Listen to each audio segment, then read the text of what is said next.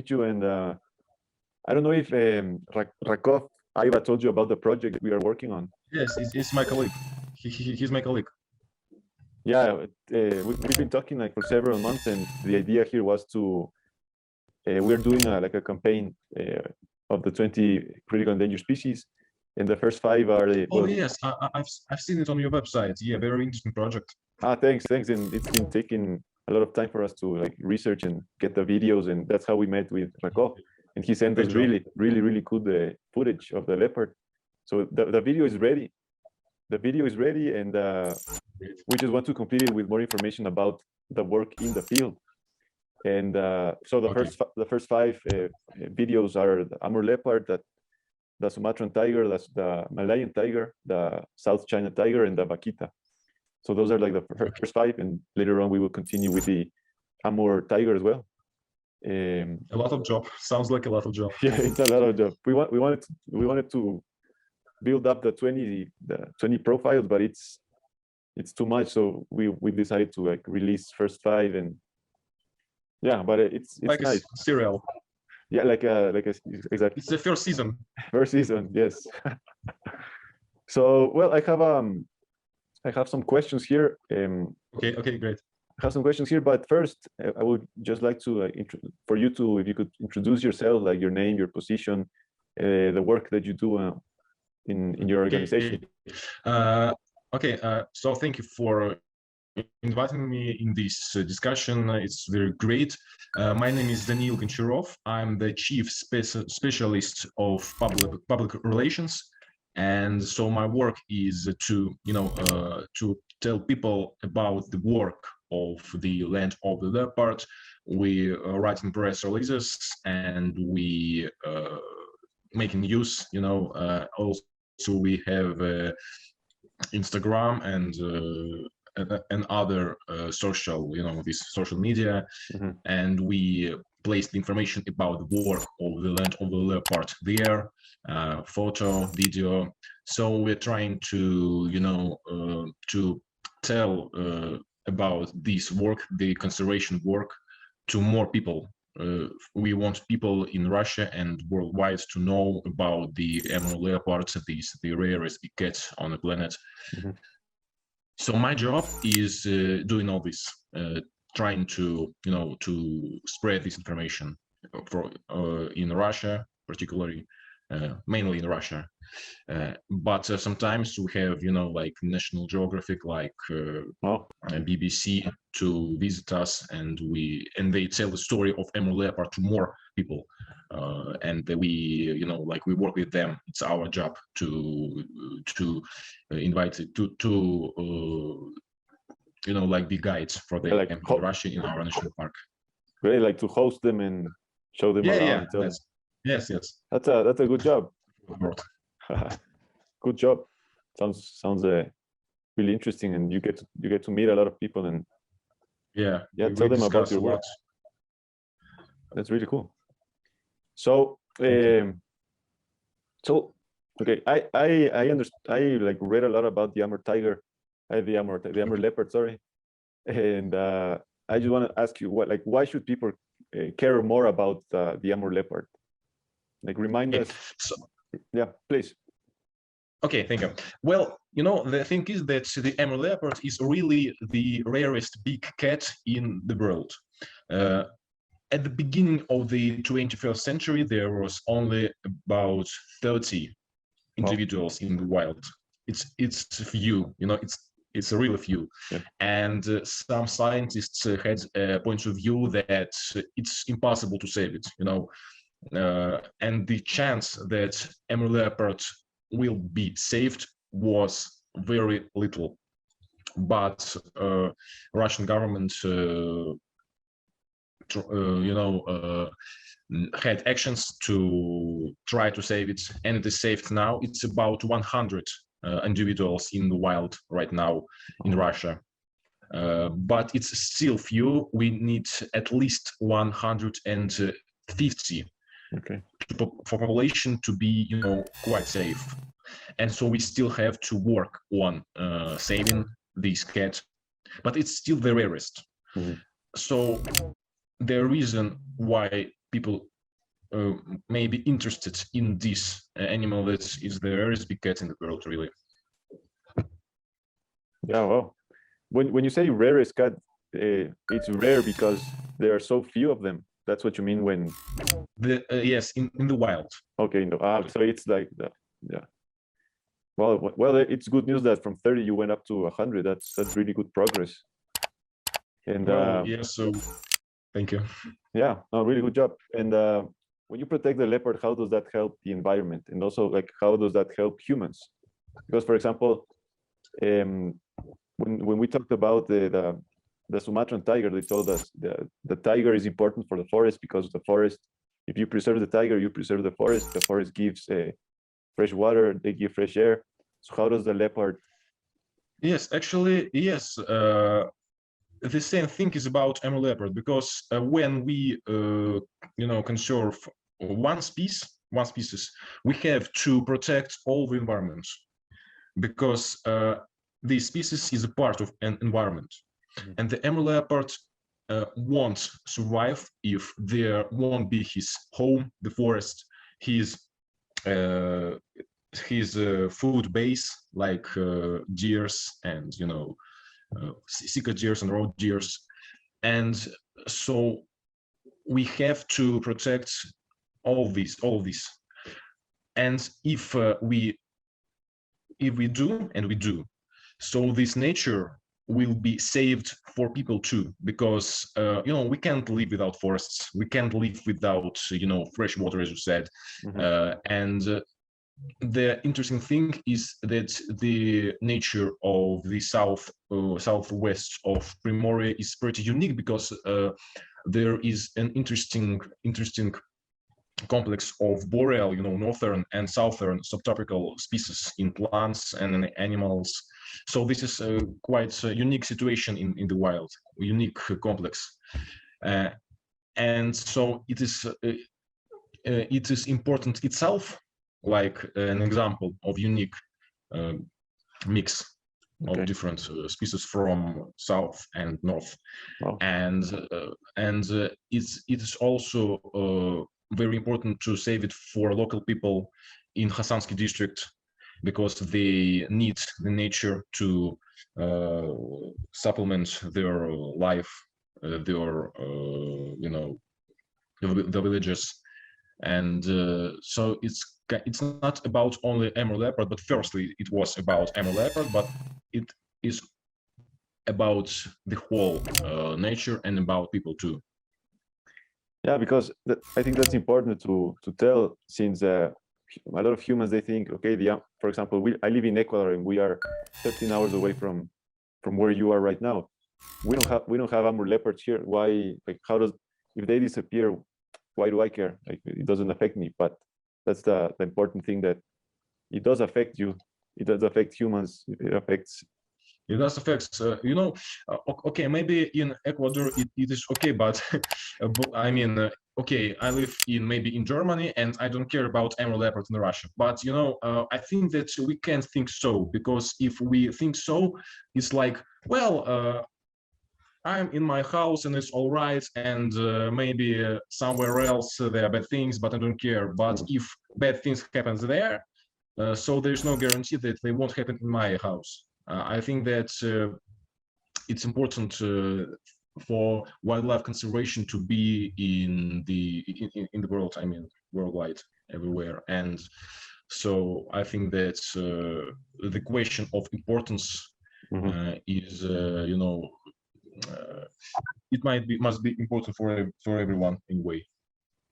Yeah, it must be. And okay, so the land of the leopard.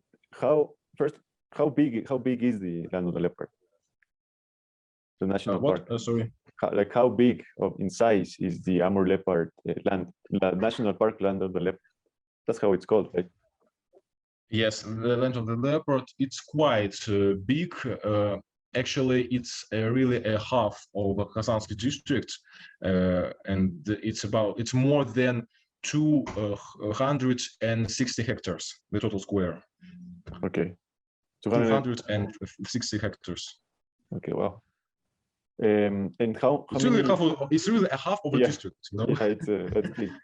And how many people do you have like patrolling or involved in the project? Oh, that's interesting question. Yeah, thank you. We have the biggest department of the land of the leopard is the protection department. So we have about 20 rangers, and we have daily anti-poaching raids. One raid is about 3, 4, or 5 rangers. It depends on the situation, depends on the route of the raid, on a lot of factors. So, and it's like protection work, and whole protection department included in this work. So also they help with science work, with research, help to use our photo traps, our cameras, forest cameras. They help to equip them to put in the forest and then to put it back. Okay. About 20 people in this department, and it's just rangers. So there are more people who work in office and help them distantly, like. Yeah. Okay. Do you think you need more people, or do you think it's okay with the ones you have? Well, the practice shows that we are all right with this, because the numbers are good. I mean, the statistics of the poaching is okay. We have less and less accidents from year to year. So also the important part of the job of this department is fighting with the wood fires, and the statistics of the wood fires on the land of the leopard is, it's better and better from year to year. Like last year, we have the best anti-fire season from all of the land of the leopard history. Wow. So yes, we have success with this number of people. Maybe we will have more people, more rangers, but it will depend on the new territories which we will have to protect. On this territory, like 260 hectares, we are already that. Okay, good to hear that. I'm glad. And now that you're talking about the work and your rangers, what kind of work are you executing in the protection and in the preservation of the leopard? I know you mentioned you have like office and you have field like rangers. What are the main things you do? Well, okay. Of course, the one of the main aims for us is to stop illegal hunts, to stop poaching, because we've already stopped poaching on Amur leopards a long time ago. They are safe totally, but we still have poaching on deers, which are the food base of the leopard, and it's very important to stop this. So first kind of job is those anti-poaching raids. Daily, we have them daily in any weather, any snow or rain or hurricane or typhoon. Even in typhoons, we have to protect nature, and our rangers, they're professional. They have transport, they have a special techniques, equipment, which allows them to be in the forest in any weather. Also, we have to protect forests of fire. I've already told about this. We have also forestry department. This department helps to the protection department, and they also fight with fires. Also, we have forest restoration because yes, because the forests of the southwest Primoria suffered from fires and from axe long before the land of the leopard appears in 20th century, in 19th century, and now we have to, to bring this forest its authentic look. And we regularly every year we have seedlings of Korean pine, and mostly Korean pine in the national park. So this young forest will grow up, and we will have more authentic forest for this territory. And so also in the winter, when the snow falls, it is hard for sika deer and roe deer to take the food, to get the food.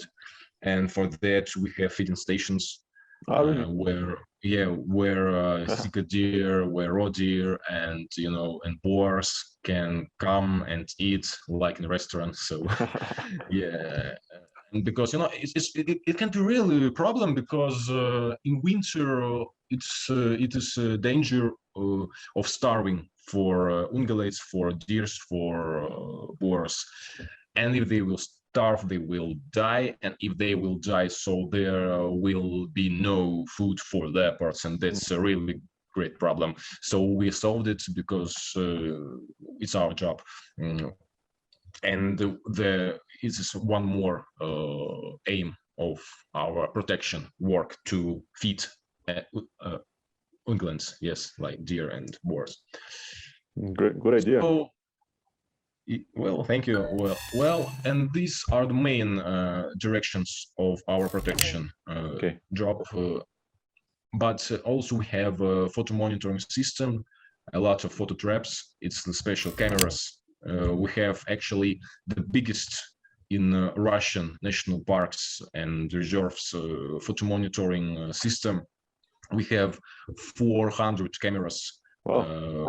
100 cameras. They are located in the land of the leopard territory, and this helps us to know more about Amur leopards, Amur tiger, their food-based way of life, like to research it. And if we will research it with the help of these camera traps, with the help of photos and videos, so it will help us to know more about their lifestyle, and to know what is better for them, if there are enough deer in the woods, and all of this helps us to form the most effective strategy for the protection. Okay. Wow, that's a lot of cameras. I've seen a lot of Rakov. I was sending a lot of footage, and it's really nice. And he sent me just a few days ago. Several of Amur leopards, and there was this shot of a camera trap of like 4 tigers. I assume they're tigers, so they are also increasing their number, I imagine. Yes, of course, it's also red book species, and they are really rare, but it's kind of all right, because actually we on the land of the leopard have 31 Amur tiger, and it's kind of okay in our square. It's the highest density of the Amur tiger in the Russian protected natural areas, and this number, increases. It grows. And also, of course, protecting Amur leopard, we're protecting Amur tiger too, because as I've said, we boars, they can feed on our feeding stations, and boars eat the food base for tigers. And stopping poaching, we're stopping also poaching on tigers. So it's as I said, firstly, it's all about the protection of the whole nature, whole species, because if we won't protect whole nature, it's not gonna work, I think. Everyone is important. Yeah, exactly. So you were talking about I have here like what threats do leopards face, and you were talking about well, fires. I assume when the forest well, it fires, and illegal hunting. You're telling me like that doesn't happen anymore. It doesn't happen on the leopards. On the leopards, because it's a crime, and the punishment from government is very high for killing leopards. So what is it's the not. punishment? It's not a good idea. It's a jail, A lot of time. It should be a lot. Yes, it's a lot of time in jail. So it's not profit for poachers to do this, but they're still trying to kill sika deer and roe deer and boars, and it's bad, and we are fighting with that and fighting successfully. And they hunt these sika deers just for food, right? To survive, or they hunt them for traffic as well? Okay, I got it. They actually have a chance to kill sika deers in not protected territories, because in Hasansky district there is, and north there is territory where the hunt is okay, where you can hunt, where special organizations give this opportunity. They have their feeding stations, but it's like, we in Russian call it охотхозяйство. It's a Russian word like kind of territory where hunt is legal, and where special structure, special organization cares about deers, about roe deers, cares that the number of them was all right, and people can go there and hunt if they wish. But protected territory is a protected territory. So protected nature is always protected nature, and there is no, I think, no. It's really not okay if people can, if a man can kill a deer for survival in protected area. Okay, if you need these resources, there are special places where you can get it. No need to kill deer in national park. These yeah, that makes sense. These places you're talking about, like where you can hunt, they're like trophy hunting places. That kind of place, or because there's a lot of like tourism where people pay a lot of money to go and shoot some animal, some species. Well, it's not like African safari, it's not like that. It's almost for local people, and the damage for nature is controlled. It's not profit for the owners of such places to be like, we will kill all deers here. It's not profit for them. They are also kind of natural conservation in a way, in their own way. So strange, but okay. But anyway, we're not working with them, like colleagues. They're in their field, we are in our field, we're in conservation field. And I think I can tell you more about national park in this interview. It's perfect. I know more about national park. I work in national park. I don't know there. The idea came to me because I've seen a lot of tourism for people who pay a lot of money to shoot elephants and tigers and leopards and lions and any kind of other species. They just go in.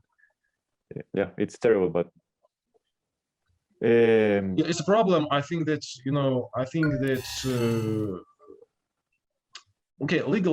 hunting is always a difficult question for everyone, and the question of killing animal is a difficult question for anyone. I think that the main stuff is that we have a lot of reserves and national parks in the world where you can't kill animal, where nobody can kill animal, where animals are protected. And one of the important parts of our job is to give people an opportunity to know about this unique nature, to see its beauty, to see its uniqueness, and maybe to love it. We hope that they will really love it, and they will understand that there is no need to kill animals, no need to cut forests, We have to conserve it. We have to keep it untouched. And we have ecological tourism on the land of the leopard. Yeah. Ecological tourism, which is not harmful for nature, because we have special researchers, like, if we have several ecological routes, ecological trails, and when we deciding where to put it, firstly, we have special researchers to know where the anthropogenic press on the nature is the less. Okay. For the nature, where it's the more safety for nature to invite people to visit some places. So the structure of national park is like, we have several areas. We have a strictly protected area, no tourism there, no tourism in strictly protected area. It's in the heart of national park. We have a specially protected area near the borders of China, so there is no tourism there. But we have a recreational area, which is all right for tourism, and we're trying to do some special excursions and ecological trails for people to see the beauty of this nature. We have excursions. We tell people what species are rare, why they are rare. They are rare because of man, and that's not good. And but because of man, they can be saved, and it's in our hands, saving them. And so the improval of ecological knowledge for local people, for our guests from other regions of Russia and from other countries, to improve their ecological knowledge, the knowledge about the Western Primordian nature, is also our job. But we have special department for that, the tourism department. Okay. Oh, that's really cool that you can visit the land of the leopard and be close. I don't know if you can see a leopard, probably not see a leopard, but you are actually in there. we have special tourist service. It calls like photo hides. It's kind of very, very little house in the woods. And if you are a photographer or maybe cameraman, maybe videographer, so you can rent these photo hides and live there in taiga, in the woods, for several days, waiting for Amur Leopard or Amur Tiger to follow by. Yeah. And maybe you will have a chance to make photo or video. Wow, that's really cool. And I want to say that these photo hides are totally safe for animals. It's really little building. It's not even built there because we don't have this when the ground is digging, all this stuff. If you want to build something, you have to. I forgot the English word. It's like you have to be to make damage for environment. But we of course we didn't do this. It's like we built these houses like boxes in the city, and then we transfer it in the woods and put it there in the woods, and any way we can put it back from the wood. Wow. Yeah, good idea. So it's totally safe, and the spots for these photo hides were chosen very carefully. Very carefully, and a lot of people were choosing it. It's like scientists, like photographers, like engineers, to find the balance between the trails of animals, beautiful view, and safety for the environment. Oh, cool. So yeah, maybe you have a chance to see Amur Leopard in such photo height, but nobody guarantees because it's a wild nature, it's a wild animal, and it's unpredictable. We can't, make leopard to come. Yeah. It's only his desire. Of course. Can I ask you for? I have just 3 more questions. But the time. Yeah. Okay, go on. But the time is almost This is a free version, so can I send you another link right now? A different link for a new meeting. Okay. On WhatsApp is all right. Yeah, because it's gonna end soon, and I don't want it. I got it. So I'll be. I'm waiting. I'll. Yes. Okay. In 1 minute, I'll send. Keep in touch. Going. It's been a long time. Okay, so let me just close this window. Okay. So, well, you said that. So what are the threats that the Amur Leopard faces now? Because you don't have poaching, fires. So what is the danger now for them? Well, the main danger is still people, is still men. I mean the anthropogenic factor. Like we have to keep the area of these subspecies safe and protected.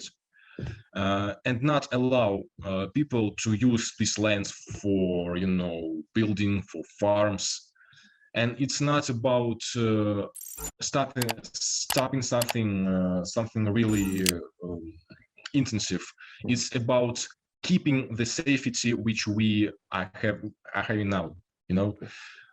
It's about keeping the stability of the not poaching, of fire stopping, and just fighting and not allowing those problems to appear again. Okay, well, that sounds good. And are in your plans, like in the Land of the Leopard plans, do you have like projections to make a bigger land, like to grow, to reforest more places and to have more? Well, yes, because we have more and more leopards, and so we have leopards needs a territory to live, to hunt, and so they go north and south. And for example, in north there is no protected territories, and there are more danger for leopards. And so if we will have a chance to have more territories under our protection in northern territories, it will be great, and we will of course we will try to to become bigger. Yeah. But actually there is a national park of tiger and leopards in China, and they are our colleagues. We work with them together on protection, the wildlife protection, the Amur leopard. So it's it's like on the west of the Land of the Leopard. They are really like Land of the Leopard, Chinese national park, like that.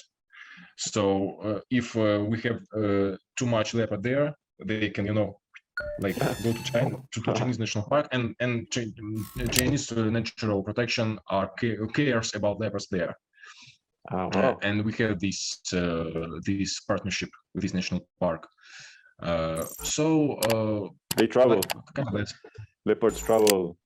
They can travel. Yes, they can travel to the China, and on China we have colleagues which cares. That's really good. That's a really good partnership.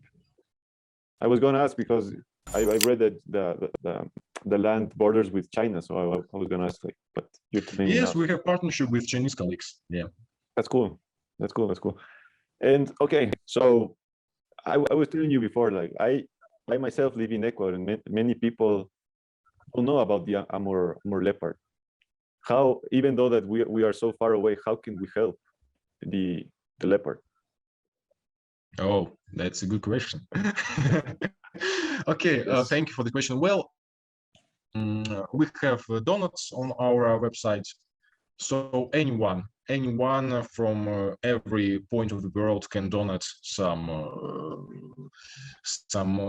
money for improval of our infrastructure, of our technique equipment, to make the protection, the protection stuff better. And we have actually the unique the kind of, it's not service, like action, the leopard keeper. So if there is some media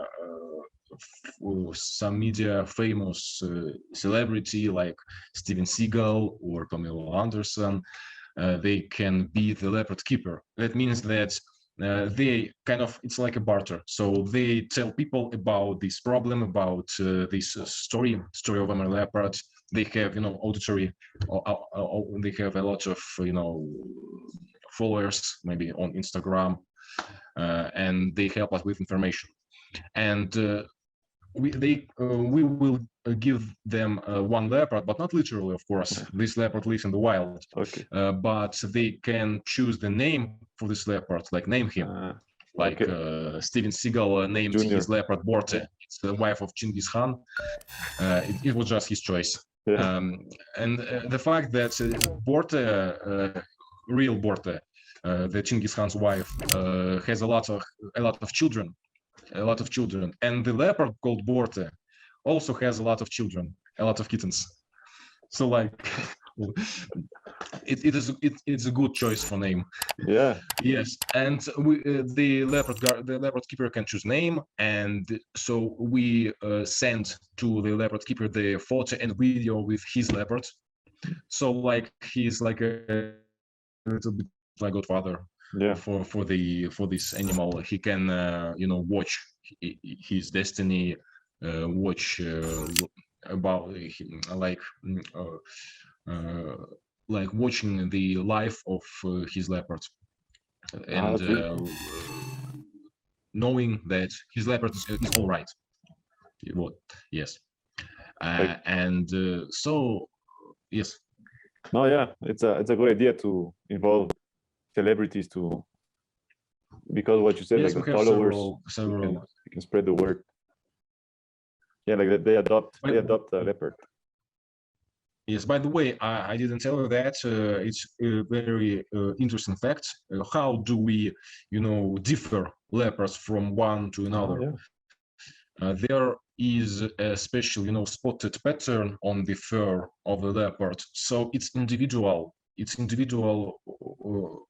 Every leopard has its own pattern, like fingertips of man.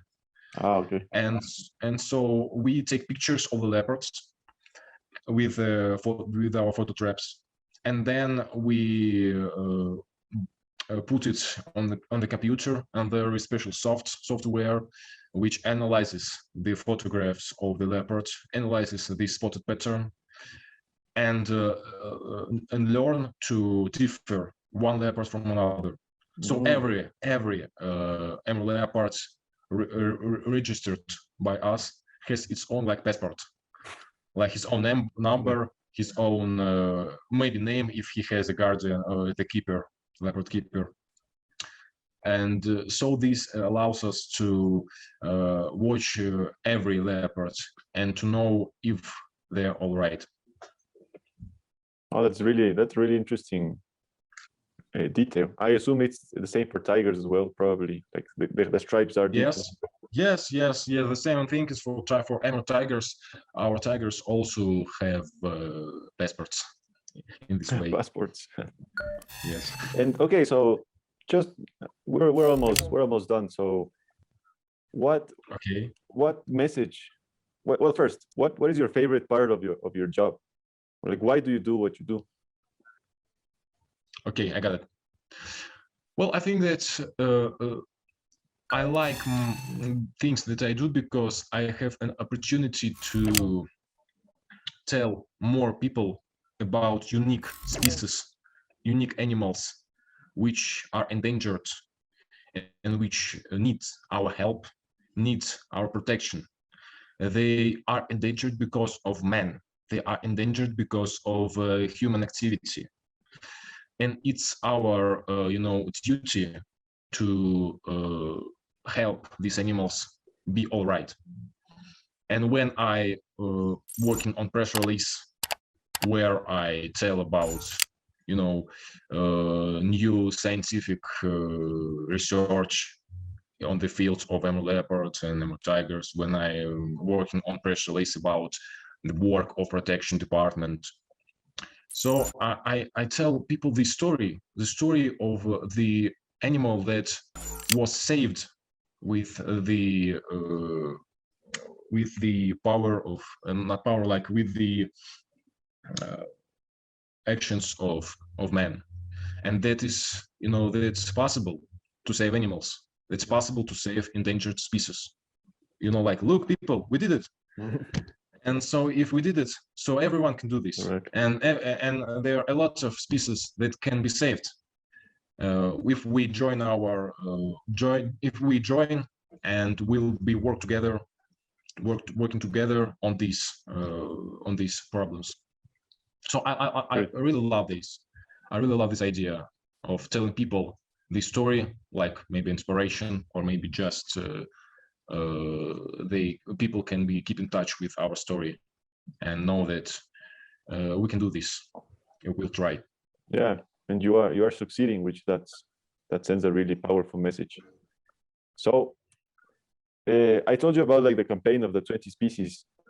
Yeah. What message in general, what would you say to people about these 20 species, and probably all of them? Like, what message do you have for people regarding this? Well, you know, okay, I will try to find words. So I think that there are a lot of endangered animals, not only these 20. Mm-hmm. This 20 is really endangered, and we have to protect them. But it's just an example. And unfortunately, it's a problem for modern world.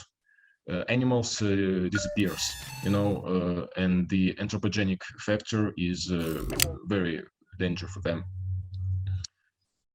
And if we won't do anything, it won't be just 20 species. It can be 200 species endangered, 2,000 species endangered, and more and more and more, and that's terrible. I think that it's in our hands to make it not 20, but 15, 10 species endangered, 5 species endangered, 1 species endangered, no species endangered. So it sounds like a dream, but I think it's a good dream. Yeah, sounds a good dream. Yeah, well, and we really can do this if we will join our efforts and we'll work together. Yeah, hopefully we can. Just to finish, what is like your favorite story, or what story would you tell about any Amur leopard that you have seen? Story like what you said from there's this leopard that was named after Steven Seagal who has a lot of okay, I got it. So yeah, I got it. I have a story. Okay. I have a story. The story happened to Amur leopard called Alexa. Once she crossed the border and went to China, and unfortunately she came to the territory that wasn't on protection, and so there she appeared in this special poaching, you know, like we call it kapkan on Russia, a special device that's okay. Yes, kind of that grabs an animal and don't let go. No. Okay. But she managed to escape, and our photo traps recorded that she had a really big injury on her leg and on her, you know, on her chest. It was bloody. It was very bad, and so our scientists thought that's end for Alexa, and she won't survive. But she was walking, you know. She she was able to walk, but there were a few chances that she will be able to hunt. So how to search such animal in the woods? It's an animal who can walk anywhere, and we just couldn't do anything, couldn't find it, couldn't find Alexa. And we were thinking that it's over. But a couple of years later, we recorded Alexa. She was totally healthy, and she had 2 kittens. Yeah. After that, after the terrible injury, Wow. After this terrible story, she didn't die. She survived, and she had kittens. So She wanted to live. Yes, they're willing to live. They're willing to, to continue To fight. subspecies. They continue fighting. Yes, it's a really inspiration for us. So the Amur Leopard, which is protected by us, gave us the inspiration in this point of view. And we are sure that if such miracles happens in the wild, so why don't we try to make our little miracle, saving these wonderful pieces and helping them to live? That's a really nice message, and I'm glad that you had that inspiration. And I'm also glad that we could talk about this, and that you had the time to tell us more about the work that you're doing and the Amur Leopard. It's thanks a lot for this time, and I wanted to also thank you. It was a great time. Yeah. No, and I wanted to. Okay. No. Yeah, tell me. Okay. No, that. No, I'm just waiting for you to ask me something. I thought that you wanted to ask something. Yes, no, that if there's some other topic that we could maybe later on talk about, something specific, I just wanted to know if you're up to keep having some smaller interviews to specific things that we could use to inform people about the species. All right. If you have more questions, more topics, that will be great to discuss it. Maybe even now, if it's all right. Right now, no. Right now, I think we covered the whole. I got it. The whole questions we had, and I don't want to make like a really long interview. And I just want to later on we could just focus on something really specific, like telling us more about how you track leopards or. Great. Of course, yes, sure. We will talk about all things that you are interested in. I will tell you with pleasure everything that you want to hear. Will it be all right on Monday, maybe? No, not right now. I mean, I'll make up some questions, write down some things that I need to complete the whole. Oh, okay, campaign. all right. So I think that we can keep in touch on WhatsApp. And if when we will finish, making this topic with these questions, you can just type me, and we will choose a day for interview. Perfect. And I don't know if you want. I have the videos ready in English and Spanish of the Amur Leopard. And I don't know if I could send you over, and you could, if you want, upload it to your media, to your social media, and. We'll share it, of course. We will find a way to share it with more effective way to increase the auditory. Perfect. Well, so thanks again for the time, and thank you. Great job you're doing. I hope we'll speak later on. Yeah.